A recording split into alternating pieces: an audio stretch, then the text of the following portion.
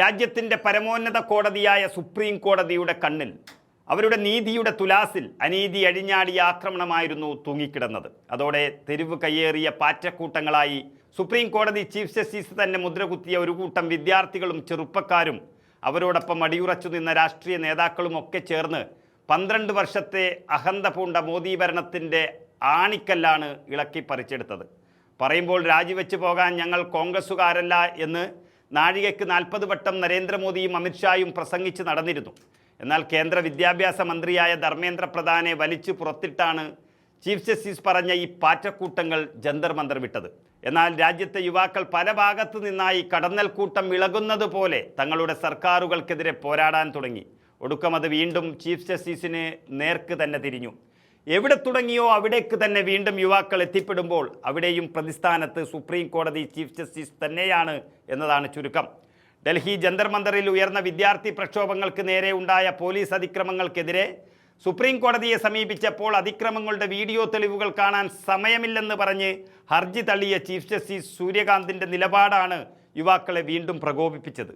കോടതിയിൽ നിന്ന് നീതി ലഭിക്കില്ലെന്ന് തിരിച്ചറിഞ്ഞ വിദ്യാർത്ഥി സമൂഹം തങ്ങളുടെ പ്രതിഷേധം മറ്റു വഴിക്ക് തിരിച്ചുവിടുകയായിരുന്നു. ഇതിൻ്റെ പ്രതിഫലനമാണ് ഹൈദരാബാദിലെ പ്രമുഖ നിയമ സർവകലാശാലയായ നൽസാറിൽ കണ്ടത്. സർവകലാശാലയുടെ 2026 ബിരുദദാന ചടങ്ങിൽ ചീഫ് ജസ്റ്റിസ് സൂര്യകാന്തിനെ മുഖ്യാതിഥിയായി ക്ഷണിക്കാനുള്ള നീക്കത്തിനെതിരെ 450-ലധികം വിദ്യാർത്ഥികൾ ഒപ്പിട്ട നിവേദനം അധികൃതർക്ക് സമർപ്പിച്ചിരിക്കുന്നു. തങ്ങൾക്ക് ഭരണഘടനാ മൂല്യങ്ങളും നീതിയും പഠിപ്പിച്ചു നൽകിയ സ്ഥാപനത്തിൻ്റെ ബിരുദദാന ചടങ്ങിൽ പൗരാവകാശങ്ങളെയും പ്രതിഷേധിക്കുന്ന യുവാക്കളെയും അധിക്ഷേപിച്ച വ്യക്തിയിൽ നിന്ന് ബിരുദം സ്വീകരിക്കാൻ കഴിയില്ലെന്ന ശക്തമായ നിലപാടാണ് വിദ്യാർത്ഥികൾ സ്വീകരിച്ചത്. ഇതോടെ വിദ്യാർത്ഥികളെ പാഠം പഠിപ്പിക്കാൻ ബാർ കൗൺസിൽ ഓഫ് ഇന്ത്യ രംഗത്തെത്തുകയായിരുന്നു. നൽസാറിലെ 2026 ബാച്ചിലെ ഒരു വിദ്യാർത്ഥിയെയും അഭിഭാഷകരായി എൻറോൾ ചെയ്യാൻ അനുവദിക്കുന്നില്ല എന്ന കടുത്ത വിലക്കാണ് BCI ചെയർമാൻ മൻമാൻ കുമാർ മിശ്ര പ്രഖ്യാപിച്ചത്.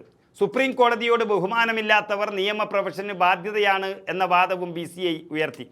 എന്നാൽ ബാർ കൗൺസിലിൻ്റെ ഈ പ്രതികാര നടപടിക്കെതിരെ രാജ്യമെമ്പാടും വൻ പ്രതിഷേധവും രോഷവും ഇരമ്പി. വിദ്യാർത്ഥികളുടെ ഭാവിയെയും ക്യാമ്പസ് പ്ലേസ്മെൻറ്റുകളെയും പ്രതികൂലമായി ബാധിക്കുന്ന BCIയുടെ ഏകാധിപത്യപരമായ നിലപാടിനെതിരെ സോഷ്യൽ മീഡിയയിലും നിയമമേഖലയിലും പ്രതിഷേധം ശക്തമായി.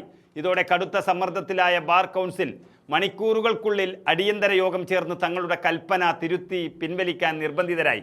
തെറ്റു ചെയ്യാത്ത നിരപരാധികളായ വിദ്യാർത്ഥികളെ ബാധിക്കരുത് എന്ന് ന്യായീകരിച്ചാണ് BCI എൻറോൾമെൻറ്റ് വിലക്ക് പിൻവലിച്ചത്. എങ്കിലും പ്രതിഷേധത്തിന് പിന്നിൽ പ്രവർത്തിച്ച അധ്യാപകരെയും വിദ്യാർത്ഥികളെയും കണ്ടെത്താൻ നൽസാർ വൈസ് ചാൻസലറോട് BCI അന്വേഷണ റിപ്പോർട്ട് ആവശ്യപ്പെട്ടിട്ടുണ്ട്.